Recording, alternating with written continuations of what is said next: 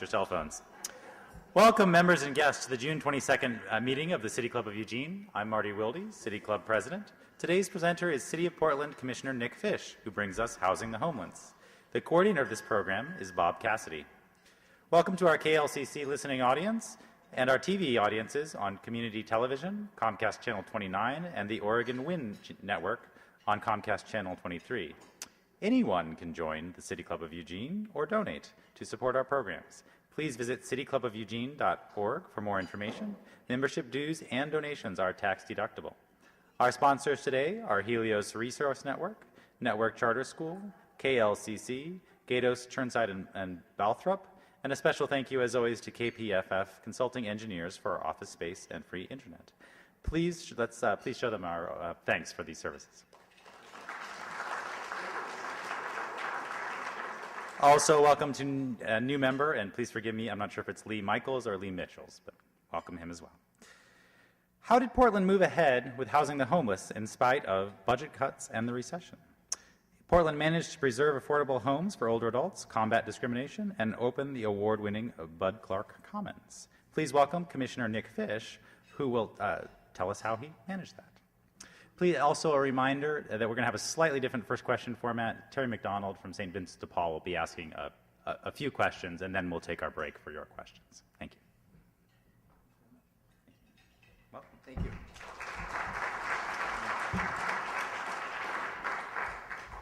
Well, thank you, Eugene City Club, and in particular, Bob Cassidy, for your very kind invitation to have me join you today. It is a distinct honor to be with you. I wanted to begin by just giving you a bit of my biography. Right out of college, the first person who offered me a job was a guy named Barney Frank. It was my good fortune. And I worked with him on and off for about 3 years and then went to law school. Earlier this year, I visited him in Washington. He is retiring after 32 years of service. He's also getting married in July and making history. He, of course, leaves a wonderful legacy in our country. Something you may not know is that earlier this year, he threw his full support behind an administrative rule that HUD Secretary Sean Donovan issued, ensuring equal access to all HUD-funded housing programs for every American, regardless of sexual orientation. That's a major breakthrough. That's worthy, I think, of a... Barney's legacy is part of our legacy of fairness and opportunity for all, and he will be greatly missed. I want to begin this conversation with you today by just giving you a sense of my approach and philosophy on housing. I was elected to the council in a special election in 2008, replacing Eric Sten. I was re-elected to a 4-year term in 2010. Now, I ran for city council on a platform of fundamentally changing the way we deliver affordable housing for struggling families, the homeless, the elderly, and the disabled. And as a city commissioner, I am guided by a very simple conviction that everyone in our community, regardless of status or zip code, deserves a safe and decent place to call home. I pledge to work with government, nonprofit, business, and faith community partners to build a new house, not just to renovate the old house. In 2010, Mayor Adams and I delivered on that promise by officially launching a new bureau, which we call the Portland Housing Bureau. And we combined all the housing programs and funding sources of the city of Portland under one roof. You see, the old house was divided, and we needed a new, sharper focus on the needs of the growing number of people priced out of the market in our great city. I think in the fullness of time that these deliberate steps will help us better serve the most vulnerable members of our community and to reduce historic disparities in our communities of color. More on that later. So we built our new house on 3 key priorities. The first, building and preserving affordable homes. Second, ending homelessness. And third, closing what we call the minority home ownership gap. Today I'm going to focus on homelessness, our challenges, our successes, and our future. But let me set the stage, and I know most of you know this, but I think it's important to have the full context. We are suffering in this state from what I call the triple whammy: hunger, homelessness, and unemployment.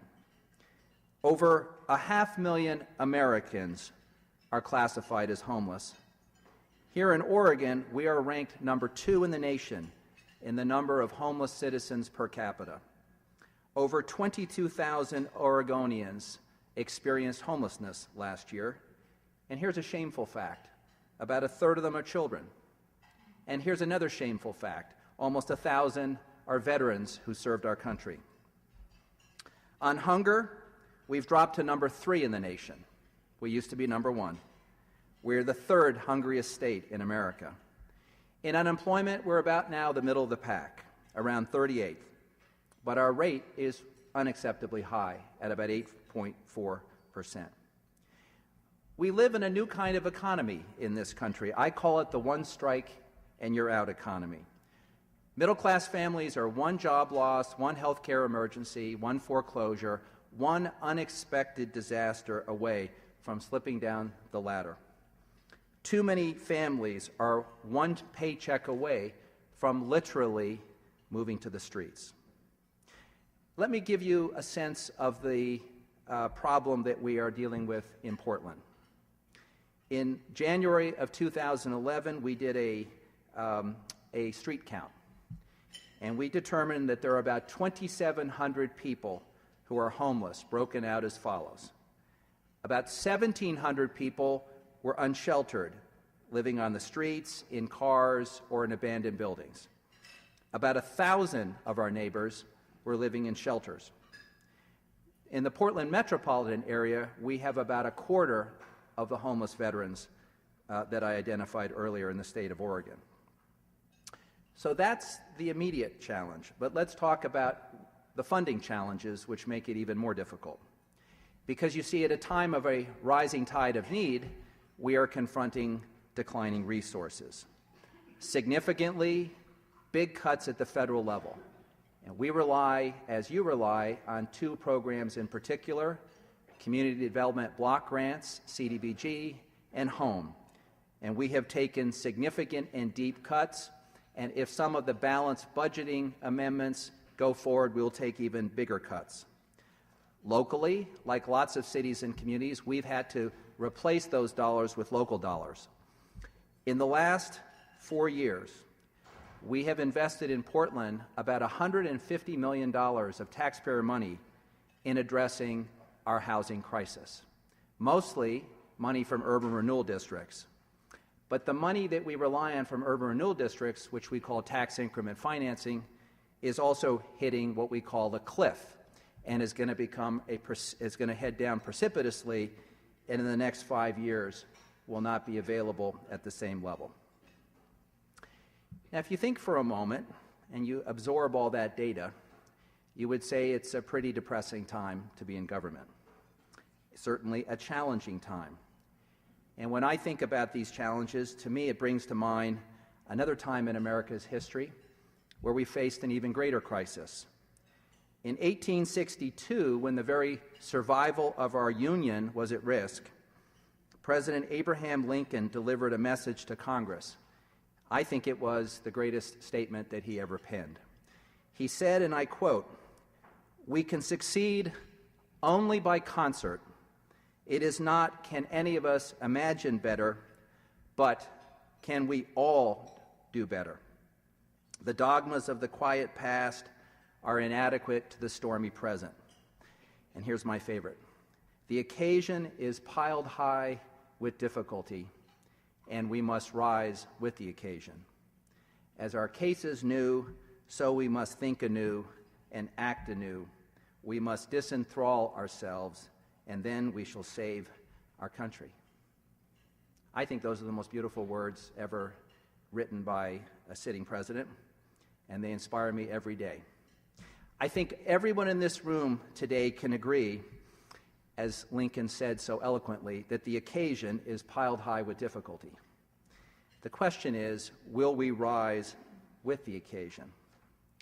I'd like to spend a few moments with you talking about some of our innovative approaches to addressing homelessness, and I might add many of them we have borrowed from Eugene. We'll get to that later. Let's start with the basic plan that we use. We call it a 10-year plan to end homelessness. And as part of our 10-year plan to end homelessness, I'm going to focus today on three things: prevention, our cornerstone project, which we call Bud Clark Commons, and a special word about our veterans. Now, the Portland's 10-year plan to end homelessness was adopted in 2004, and it was based on the best thinking at the time, and it was based on the notion that we were going to invest in long-term, cost-effective solutions to tackle the problem of chronic homelessness. And the idea was that if we can solve chronic homelessness, there was more money available to solve the rest of the problem. Well, I have a little confession to make today. It was never my idea, and it certainly predates my service, that we call anything a 10-year plan to do anything. And frankly, I think there is some problem with that kind of labeling, because the reality is we will not end homelessness in 10 years. We'll make a hell of a dent, but I'm afraid we may get sideways with the public that says, why didn't you deliver on what you promised? At the cornerstone of our 10-year plan is what we call a focus on housing and services, which you know is supportive housing. And it is the idea that that you do not get successful outcomes just by putting someone in a home, that many of the people we serve, people with drug addictions, experiencing mental illness, other challenges in their lives, need the services to get back on their feet. When you marry housing and services, we get great outcomes. And it is extremely expensive. But it has been proven in Portland and Eugene and across the nation as the right way to go. Now let's talk about our progress. Last year, we moved 2,270 individuals and families from homelessness to permanent housing. That's a pretty good number. And we are working with all of our nonprofit, thank you. And we're doing that with our nonprofit partners. And we have wonderful partners with expertise in every area, every aspect of our work that we contract with. Now, not surprisingly, what we have learned is that our best investment is in prevention.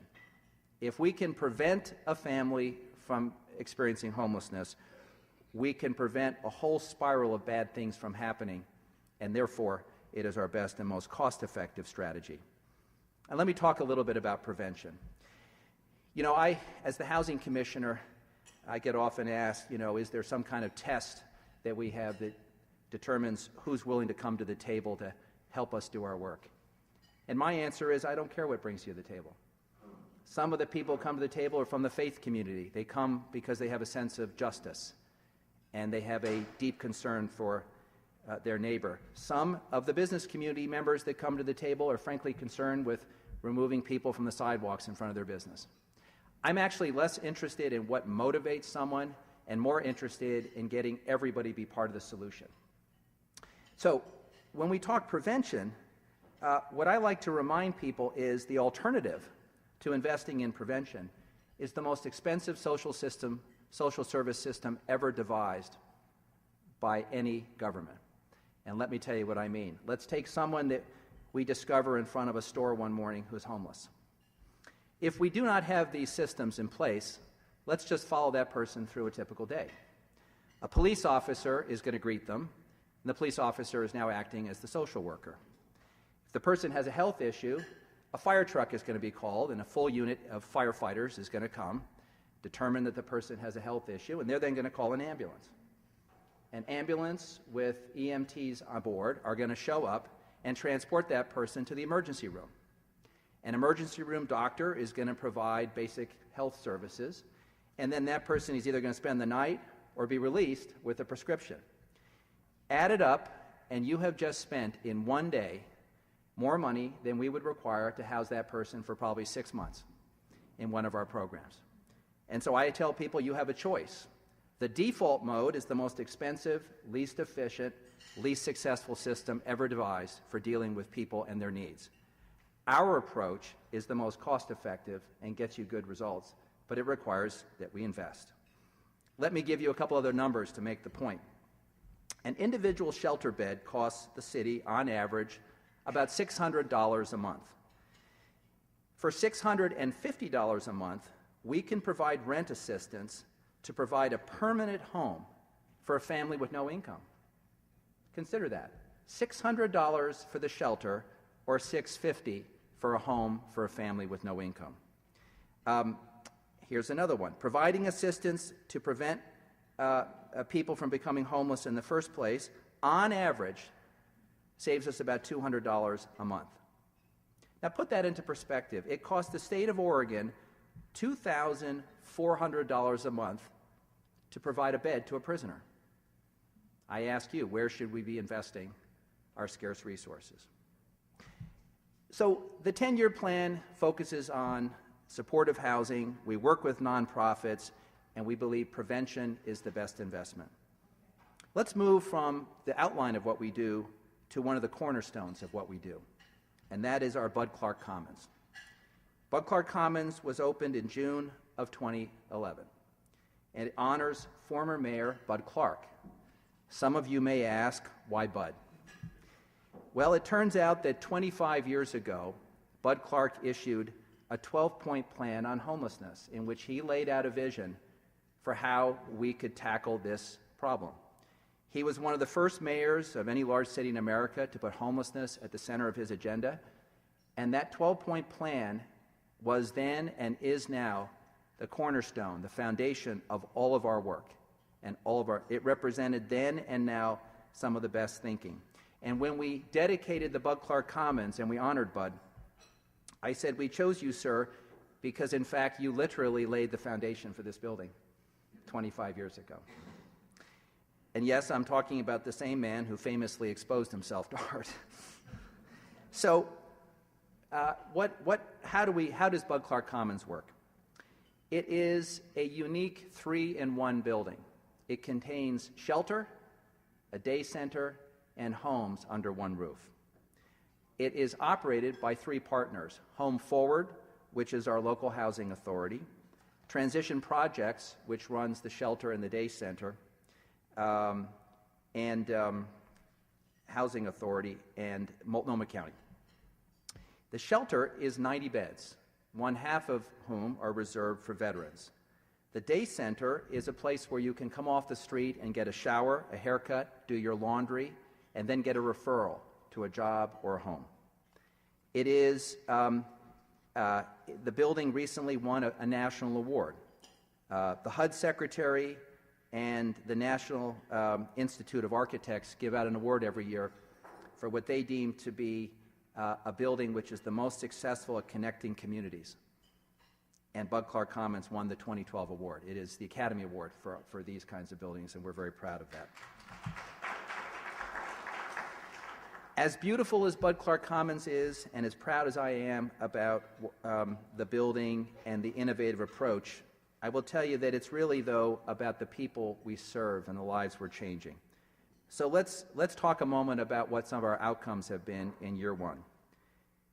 In the first year, we saw 7,500 people. Those came through the door and accessed some kind of service at Bud Clark Commons. About 580 people successfully transitioned into permanent housing, which in our business is a phenomenal rate. About 600 people on any given day are in the day center, taking a shower, watching TV, getting a haircut, getting a referral. Almost 500 people have spent some time in the shelter. 930 veterans have come through Bud Clark Commons and been connected to services. And then there are the 120 people that call Bud Clark Commons home. And here for a moment, I just want to offer you a sober note.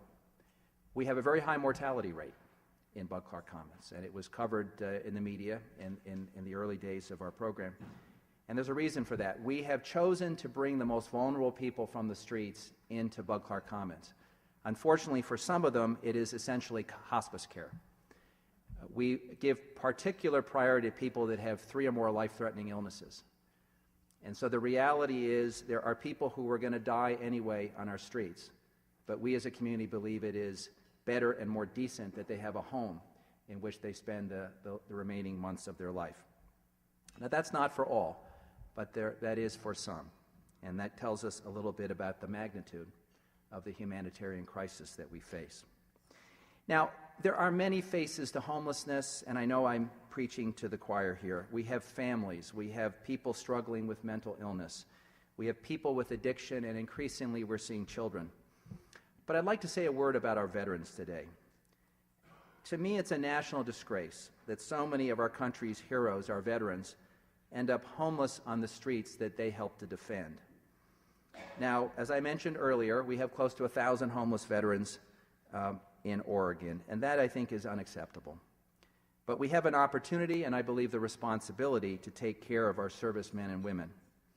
I applaud the Obama administration's commitment to ending homelessness, and this is one area of the challenge that we can win, because it's a defined group, and we have a tool that works very well called a VASH voucher. It's a veteran supportive housing where we give someone a housing voucher and services to get them back on their feet. Bob, I have about 5 minutes. So, according to HUD, in the last year or so, we've reduced homelessness among veterans nationally by 12%. We're going in the right direction. We have more to do. Locally, the city of Portland has decided to step up and address this problem. Later this year, we'll be opening something called Gray's Landing in South Waterfront. 209 affordable homes in one of the most expensive neighborhoods in Portland. 42 of those homes will be specifically dedicated for veterans, but all those homes will be available to veterans. South Waterfront has a tram which goes up to the OHSU Hill and drops people off next to the VA hospital, so there's a very dynamic connection. You may ask, why did we choose to name this, for us, historic building, Gray's Landing? Well, we decided to name it for John Gray, who is a local philanthropist who built out throughout the state of Oregon important communities. Less known about Mr. Gray is that he's a decorated veteran. He flew with the 82nd Airborne Division in World War II, and he carries the Bronze Star. So his life story and his awards will be recognized in this building. In the few minutes that I have left, I want to just touch for a moment on a significant part of our work, which is the role of partners. Now, I've learned a few things in my first 4 years in office, and one of them I've learned is that the housing movement in our state and in our community is very strong. The folks that I work with know how to get things done, and they use the power of partnerships to make a difference. And I've learned that we all have a role to play in this fight, whether it's churches offering shelter to homeless families, outreach workers from Join, a local nonprofit saving lives on the streets, Mercy Corps supporting entrepreneurs in struggling neighborhoods, or local governments working together to streamline the delivery of basic services to help people achieve self-sufficiency. And here's the kicker. When government, the faith community, business, and nonprofits link arms, we can change lives and we can change the direction of our country. So where do we go from here? We know that working together we can make a difference, and we know certainly that our work is not done and is only getting harder. We're living with significant uncertainty about the future, and this fall we will have a national debate at the presidency level about the future role of the federal government in our work. And I think it's worth noting that there's at least one candidate in this race who has declared that if elected he would abolish the Federal Department of Housing. I hope that is an issue that people debate this fall and decide whether that's an appropriate priority. I, for one, would hate to see HUD go, and if we simply then shifted to a block grant model, I can tell you that's what happens generally with block grants, is that they keep shrinking until the point where we shift all the responsibilities to the local community. All of our voices must be heard in this election. So let me close by coming back to the big question that governs all of our work, and that is why. Why do we do this work? We do this work to make sure everyone in our community has a safe and decent place to call home. Late last year, I received a letter from a man who had escaped from the streets and had moved into his first affordable home. He put the why into words better than I ever could, and he's allowed me to quote from his letter. He said, and I quote, "I will not dwell on the circumstances that got me to transition projects. I simply looked up one day and I had run out of road." I realized I was facing a truly horrible future, that my ascending years would be fraught with struggle just to exist. What was provided to me during my 4 months at Transition Projects, and specifically through my case manager, was a new lease on life. I went literally from a place of darkness to the joy of a new beginning. Now, I recently moved into a new apartment just renovated at Chaucer Court. Now, all I have to do is find a job to supplement my Social Security, which I will, and my life will be back to normal as if nothing happened. It is utterly fair and accurate to say, he said, that what has been provided to me is nothing short of a miracle. Well, his story is our story of new beginnings and, yes, occasional miracles. Thank you very much.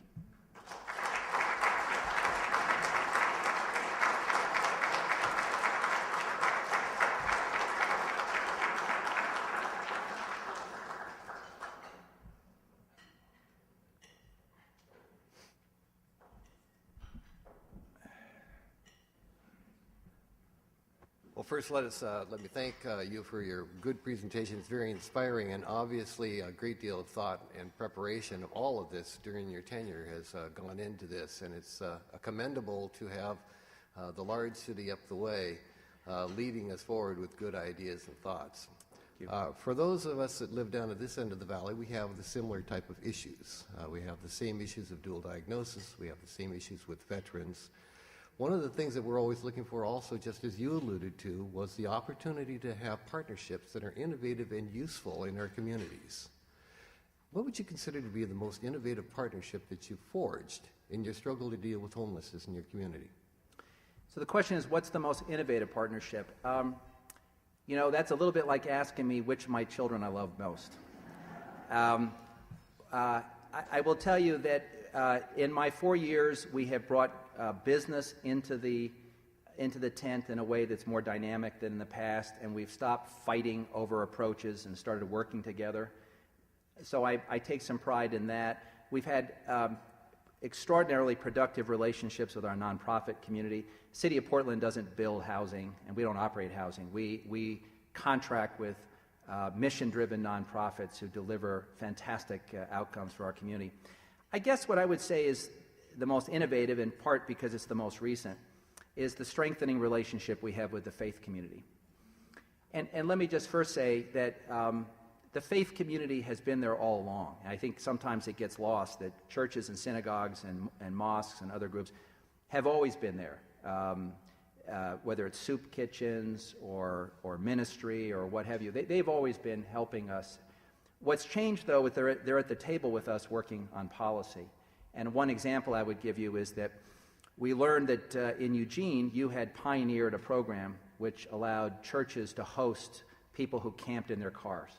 So we studied your model, and I had my housing team look at it, and we were sold on it. And Ecumenical Ministries, which is the umbrella group for our sort of faith, our progressive faith community, came to me and said, we want this tool. So the City Council and Multnomah County passed ordinances waiving all the code that would prevent this from happening. And we are now in the process of rolling this out. I will tell you that the first church that stepped up has probably received more community opposition than they thought and than we thought. But we'll get there. But I would say that that's an example of what happens when the faith community is a partner at the table pitching good ideas. And so I think that's been, for me, the most inspiring new part of our coalition. One of the things that, of course, we all know is that no one becomes homeless or loses their home for one reason. There are many reasons. There are many opportunities and many diagnoses, just as there are different people and different needs across our society. One of the issues we face, though, is, as you alluded to in your talk, is the high cost of dealing with people with dual diagnosis. Right. And as you correctly pointed out, the cost of having a person living on the street, needing medical attention, going to the hospital, and so forth, is probably the most expensive single delivery system available. And that discussion actually came forward in this community 3 years ago and was brought forward as clearly an issue that we could address if we could enlist the partners. We have not been successful in enlisting those partners, meaning the health services and the city police and others, in terms of funding that particular activity. Could you give us an idea of how you were able to put that coalition together? Sure. Boy, we could spend a whole day on this one. So just a little primer, though. In Portland, we have a county government and a city government, and we have a resolution that's dated that allocated responsibilities between the jurisdictions. So, for example, the county focuses on health care. We focus on police services. That's just one example, but there are many. Those old demarcations are now irrelevant.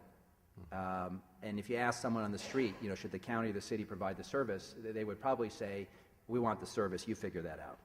And we also have different funding streams. We have a more robust mix of taxes, which has allowed us to avoid some of the difficult cuts that other jurisdictions have had to deal with. So we've flattened out a little bit the jurisdictional boundaries. And I think what you see now in Portland and in Multnomah County is that we're working together to address these problems. So that's the first thing. Second, we are actually, coming out of this most recent budget, we've agreed to fund some of those services that the county can no longer fund. So we fund some detox services. We use urban renewal money to build programs for drug and alcohol. We're providing some of the service money on the housing. And so that's a true partnership.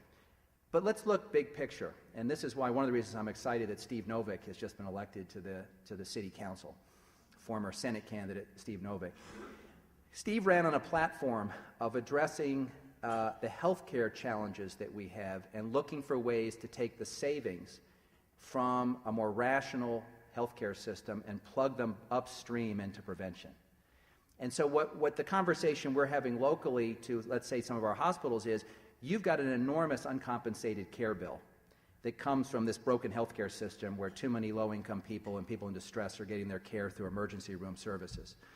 If we could save you $20, $30 million a year by restructuring the system, would you split that with us and invest that money upstream in services, and we'll do this in a partnership basis? I know that President Obama is committed to this, and I know that the governor, who did not, frankly, run on a housing platform. In fact, it was disgraceful to me that the only way housing came into the last governor's race was around whether one candidate lived in Washington and the other one had a sweetheart mortgage. That was the entire housing debate during the worst housing crisis of our lifetime. The governor comes at housing through healthcare, and in fact stole Margaret Van Vliet, who was my housing director, to be the state housing director, and has charged her with looking at the intersection of housing and healthcare. So I think what you're going to see moving forward is a focus on let's see if we can come up with a more decent, rational, cost-effective healthcare system, and let's plow some of the savings into these programs we know work upstream to prevent people from falling into distress. And I think if we ever get that right, that alone could revolutionize our work.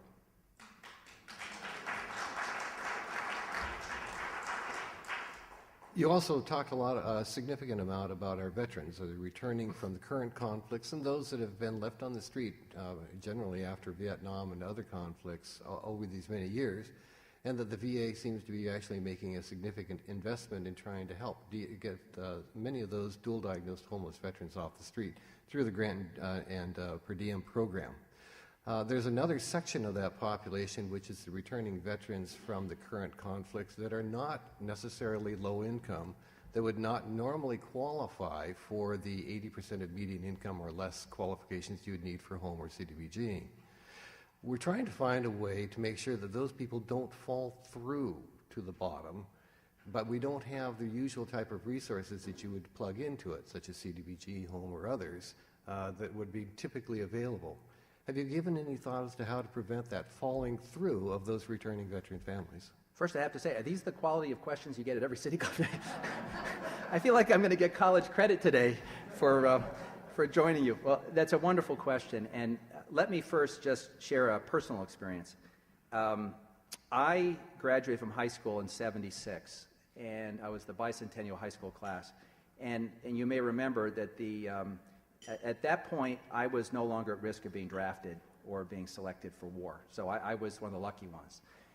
My father served in the Navy, but I want to focus on my grandfather for a second. My grandfather, and To be honest, I did not share his politics.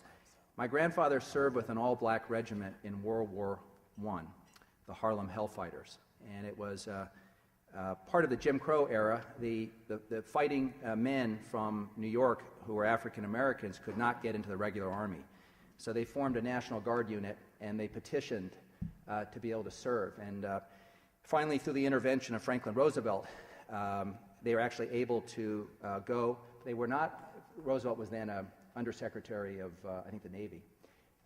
They were then dispatched to France, and again, because of the race politics of the day, they were not allowed to wear the U.S. uniform in war. So they were one of the only units in American history to serve with a foreign flag. They served with the French. French uniforms, French helmets, French guns. The 369th Harlem Hellfighters were the most decorated regiment of the war. Took the heaviest casualties in France. They were the first U.S. troops ever to receive the Croix de Guerre with Palm, which is France's highest award. And there's an effort now to ask President Obama to recognize the heroism of Henry Lincoln Johnson, a member of that unit, who has been denied the Medal of Honor. I think President Obama has the power and I hope the will to fix that historical injustice. But they were the most heavily decorated unit, and my grandfather was their captain. And coming out of war, he saw so much death and carnage and mindless death that when he was elected to Congress, his first bill was to create what is now called the Tomb of the Unknown Soldier. And it was his idea that we would honor a fallen soldier that was not known. I guess as the expression goes, known but to God. So I grew up in a household with tremendous respect for people who fought and served and sacrificed. And my grandfather lived to be 102, so I heard those stories for most of my life. I'm now in a position to do something about it. And this transcends whether we agree or disagree with any war. What I have found is that everyone across the spectrum, whether they agree or disagree with a war, and I certainly am a critic of many of our recent wars, I think we can all agree that someone who puts the uniform on deserves to come home and live their lives in dignity. Too many don't. We've just opened a satellite office of the VA, one of the first in the country in Portland, that provides on-street services for people. We were successful. I think it's the first of two that have opened. The city of Portland, through its housing policies, will provide homes for veterans that do not filter veterans out by diagnosis. In other words, a low-income veteran will be able to get housing in Portland regardless of their mental health condition. The larger challenge is for the Obama administration to honor its commitment to end homelessness among veterans. It is the one piece which I think we can end because it's the one piece where it is simply a question of resources. If we make the investment, we can get our veterans housed, and I hope that the President honors his commitment.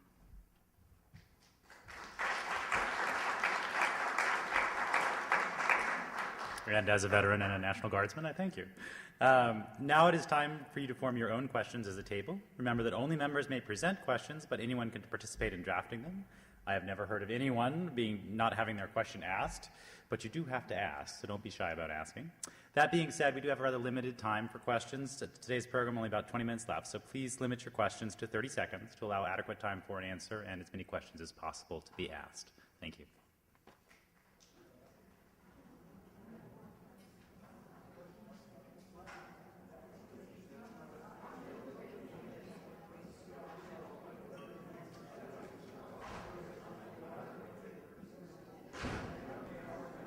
Good afternoon, and Hi. Hi, Judy. hi, I'm Judy Sawyer, City Club member for 2 years. And thank you for that wonderful, informative presentation. I hope it can be a model for us as well. Thank you. My question is, how much opposition, if any, have you had in the neighborhoods where Bud Clark Commons and Gray's Landing are located? You did mention there was opposition to the parking on church properties. And if so, how have you overcome that? Great question. I'll separate them out. Bud Clark Commons and Gray's Landing are in two of our most affluent, successful neighborhoods.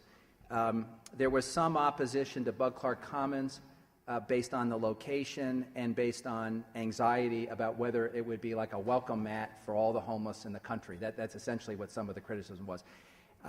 By the way, on the welcome mat idea, we've done some research. There actually is no central location nationally that sends people to cities based on services. It turns out it's not such a great thing to be homeless, number one, and most of our homeless are homegrown. So the Bud Clark Commons, there was some opposition. Gray's Landing, there has been none, other than the League of Women Voters have been on my case for doing this quicker. And as for church camping, the first church that, a Presbyterian church that proposed to host a single woman has faced massive opposition from the community. And the letter that I got that I thought was the most disgraceful was from a neighbor who said, what if she's a victim of domestic violence and her ex-husband comes after her? Doesn't that put us all at risk? And I am not the most religious person, but I was actually ashamed at that one. We'll work through those issues. We're dealing with misinformation, sometimes anxiety, and sometimes just prejudice. But we will work at it till we get it right. Thank you. Vincenza Scarpacci, City Club member. I'd like you to tell us if there's an aspect of the Bud Clark Commons which includes wet bed policy and Yes. what that would be. So, great question. It's, do we have wet beds at Bud Clark Commons? And first, let me just gently take on the premise of the question. In our world, we talk about wet beds and dry beds. Wet beds are essentially rooms where someone is allowed to consume alcohol. In some instances, we look the other way if they're taking drugs. And of course, dry housing is typically involved with people in recovery, and there's stricter rules. Last I checked, there's no way to determine in my neighborhood whether someone is drinking or not in their home. I have no way of knowing whether my neighbor has a wet home or a dry home. And so I think we have to be careful that we're not applying a double standard here, just because people have limited income, and there we get to impose a set of rules that we don't impose on the rest of us. But it's a great question because there's a lot of pushback when we say we're going to do wet housing. And that's because there's some in our community who say, aren't you rewarding bad behavior? And here's where we finally came down on this. There are people on our streets taking drugs, consuming alcohol, and dying. We decide, and we can't reach them. We've been unsuccessful. And in fact, treating someone on the sidewalk is the toughest place to actually solve a problem. And we made a judgment as a community that we would open up the housing to people that had an active problem, because we thought in the long term we had a better chance of solving their problem if we got them into a decent home. It's controversial. I think it's proven, though, in the short term to be the right approach. So thank you. John Van Landingham, City Club member since 1990, I guess. Commissioner, I want to ask about fair housing, which I know is a passion of yours. Earlier this month, the Oregonian ran a front-page 4-part series about the lack of dispersal of affordable housing units, the actual apartments, and the use of Section 8 vouchers in the community, with some parts of the community having almost none, such as Lake Oswego and West Lynn, and some having more than their fair share, such as East Multnomah County and Gresham. Now, I know that Portland has probably done more than its fair share, but you're part of a metropolitan community, and do you have ideas for how to address those problems? Well, thank you, John, for a great question, and thank you for all your leadership on fair housing issues. So let me give a two-part answer. The current best thinking in our movement is that we should be investing in two kinds of housing. We should go into distressed areas and help lift people's boats. So go into areas that have immigrant, refugee communities, people of color, low income, and revitalize the housing stock. And we should go into so-called opportunity areas that have stronger schools, more infrastructure, and build housing so that people have choice, the way many of you have choice. You can pick the neighborhood you want to be in. Over the last 4 years, I've spread our money into both kinds of neighborhoods, distressed areas and so-called opportunity areas, from Lentz to Cully to South Waterfront to Hillsdale. So we have tried to model the best thinking in terms of dispersal. The problem we have as a region, though, is acute. We think of the region as 3 counties, Clackamas, Washington, and Multnomah. Multnomah is less than half the population of the Tri-County area, but 70% of the affordable housing.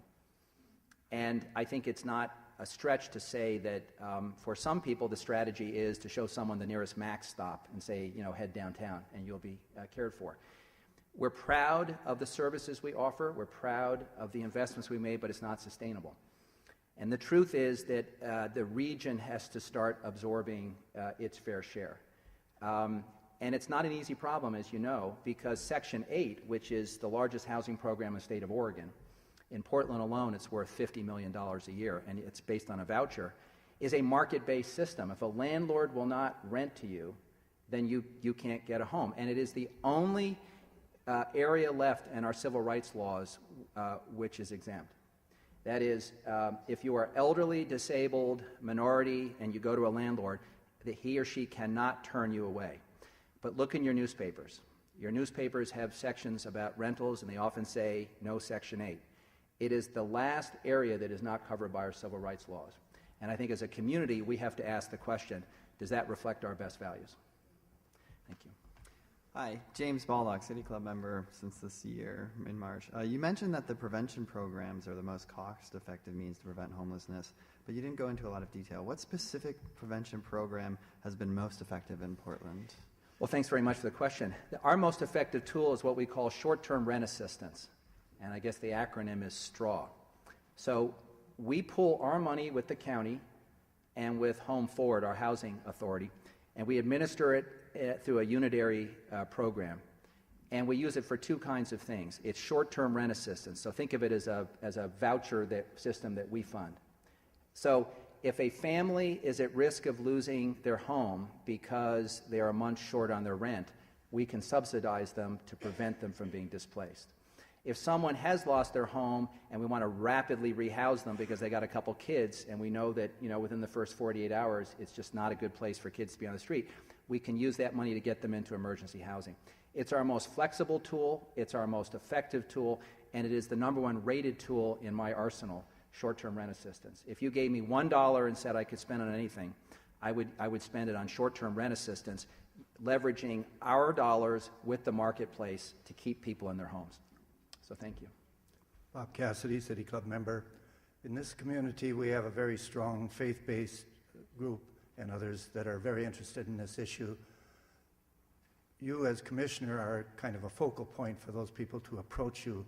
We have a city council here, which is a little bit different. What would you suggest for the people who are interested in this? How should our focus be to pull us together? Well, I can only tell you that my experience in Portland, we have a slightly different form of government, the commission-style form of government.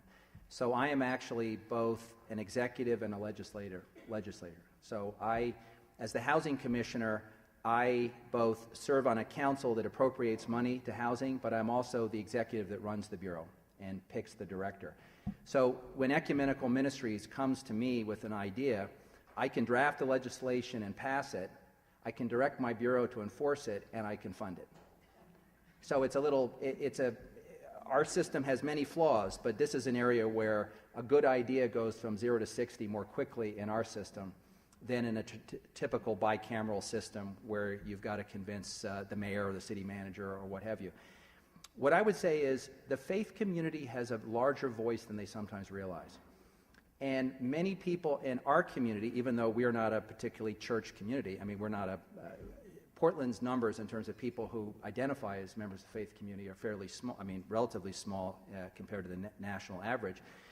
But when the faith community partners speak up, whether it's the Albina Ministerial Alliance on police accountability issues, whether it's Ecumenical Ministries on questions of human rights and basic decency, the public listens and the media listens. And I think, frankly, the faith community has a larger voice than they sometimes realize in influencing public policy.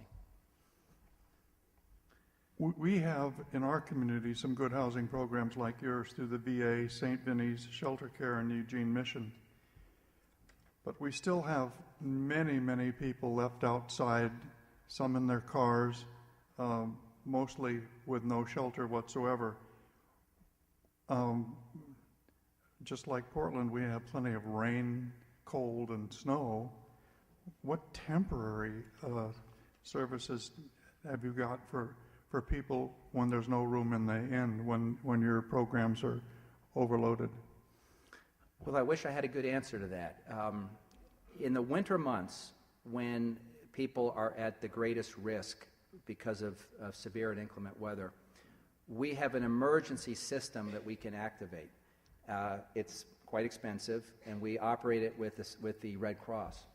And if we hit a couple of triggers, which usually has to do with level of precipitation and temperature, we open up emergency shelters throughout the city. There's, for example, close to downtown, there's a church that has a big gymnasium, and we'll open that up. And the Red Cross, by contract, agrees with on a few hours' notice to staff any emergency facility. So when there's an acute risk to people's health and well-being, we activate an emergency system. When it isn't at a level of emergency, we have the same challenge you do. Our shelters are completely full. People say, well, why don't you build more shelters? Well, as a compassionate person, I'd be willing to build more shelters, but it's a dead end. Putting money into a shelter system rather than transitional housing and homes means we're investing in just warehousing people and not getting the kind of outcomes we need. Politically, that's very hard to say because it sounds callous, but with declining resources, I've got to invest in those things that are most likely to lead to successful outcomes, not just Band-Aids.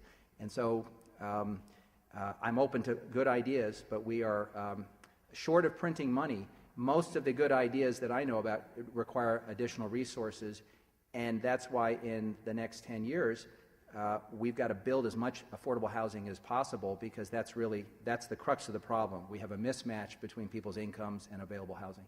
I understand you have some camping possible Dignity Village and some other places. We have one Dignity Village, which has shelter housing for 60 people. The amount of time and energy went into Dignity Village suggests to me that it's just not something we can replicate easily. And frankly, I know that your faith community is thinking about doing some things closer to the downtown. I'm not sure Portland is ready for that. Politically, I think it would be an enormous fight to start locating tent cities downtown, and there's enormous opposition to that in our city. Marty Wilde, member since 2010, asking a question for a non-member. How can the homeless get disability checks, which could help end their problems and get them housed? Great question. How can the homeless get disability checks? So one of my favorite investments as a city commissioner is in programs that help people access entitlement programs. We fund Cash Oregon, which helps homeless individuals qualify for their earned income tax credit. We fund a program with Central City Concern called the BEST program, which funds benefit eligibility specialists, and they help people get their SSI. One of the best investments from a leverage point of view we can do is invest in a program that helps people qualify for a federal entitlement program, because if those of you who know about those programs know that at the time that you become eligible, let's say for SSI, some of your old medical bills are paid, which is a great thing for the hospitals, plus you get going forward, you get a check to help offset your costs and your rental, your housing costs. So we actually spend a fair amount of money helping people qualify for federal entitlement programs through our nonprofit partners. David Mandelblatt, City Club member, and this is also adding on to something that a guest was wanting to have asked. Talk more, if you would, about Dignity Village. How is it set up? What does it do? And also about Dream 2. Sure. Dignity Village was formed in 2000. I have a little cheat sheet because at my age, sometimes I forget a few details. In 2002, it moved to its current site, which is land that was owned by the Bureau of Environmental Services. A state law allows Portland to designate an emergency camp if housing emergency exists. So there was an exception under state law. It was originally billed as transitional housing. Emergency transitional housing. It turns out, based on our most recent study, that it isn't functioning as transitional housing. People are actually living there permanently, which just means it's a different model. It's not part of our transitional system. Currently, it is in a remote location, which I think is a challenge. On the upside, local architects and energy experts have been helping the community redesign itself. designing new shelters and new systems. So it has captured some of the creativity of Portland.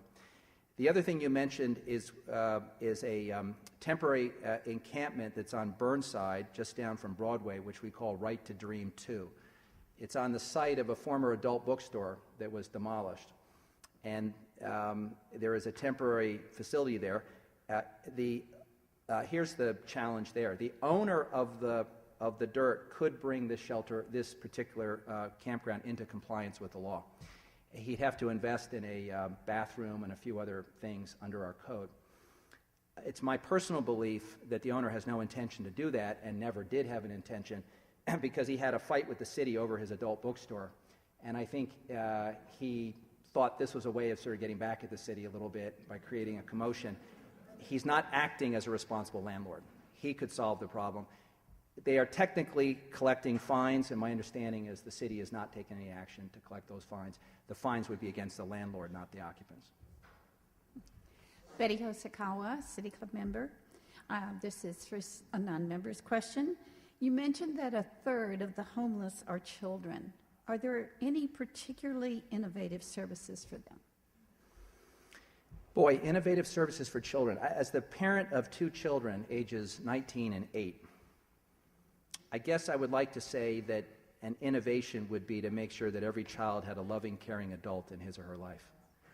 And I guess I grieve over the fact that there are so many children in our community who don't have a single loving, caring adult. And by the way, it doesn't have to be a biological parent. It can be a foster parent. It can be a neighbor. It can be a coach. We're a community. Too many of our children, one of the most powerful things I ever heard was Tony Hobson, who runs Self-Enhancement Inc. in Portland. He said famously once, "We don't have a problem with children, we have a problem with adults." And I think an innovation would be the adults who are watching this tragedy unfold step up and behave like adults and nurture these children. We are wasting opportunities by allowing children to fall through the cracks. We are consigning a whole generation of children to failure, and it's on us. And we in this room can solve that problem, each of us. And I think that would be a great innovation if we started owning that problem. I'm Ruth Miller, been a member for quite a long time. And our table's question was, what role or position has Portland taken in preventing or forestalling foreclosure? Great question. So foreclosure is a problem that hits communities on a different schedule. We were a lagging indicator. So we didn't have the big hit early, but it's now unfolding in its vicious math. And one of the problems we have in Portland is that in areas that are reasonably distressed, some of the most unscrupulous lending went on, where predatory lenders went in to people who were the least able to understand the terms, least able to manage. It reminds me of when you're in a big city and you're on a bus in any big city in America and you get to an area that's really distressed. How come that bus has all the signs for easy credit? How come we target to the least able to deal with these things? And the most pernicious mortgages, the ones where you were sold on the notion that blue skies forever, it'll reset after a few years, but don't worry, your house will double in value, so you'll be fine. Those are the ones where we're seeing people lose their homes left and right. In terms of innovative strategies, the federal government, Senator Merkley has a program to deal with distressed properties. We just created a new unit that's going out and boarding up vacant homes, and we're trying to stabilize them and then see what we can do. We've also looked at whether we can hold the banks accountable for maintaining and then turning over the homes faster. It's a terrible problem. Ultimately, the answer, in my opinion, is the national will to do something profound, which is to, with the government and the banks, reset the mortgages so that people are no longer underwater. Unless we do that, we're just going to see this problem continue to drift, and it will prevent us from having a recovery in our economy. Thank you, Commissioner Nick Fish, for bringing clarity and vision to the City Club discussion of housing and Thank you very much. Thank you. Please visit our website at www.cityclubofueugene.org for upcoming program details and to view our newsletter. We meet next on June 29th at our alternate location, this location, at the Downtown Athletic Club, third floor ballroom for On Track, the Rise of Women's Sports. Thank you.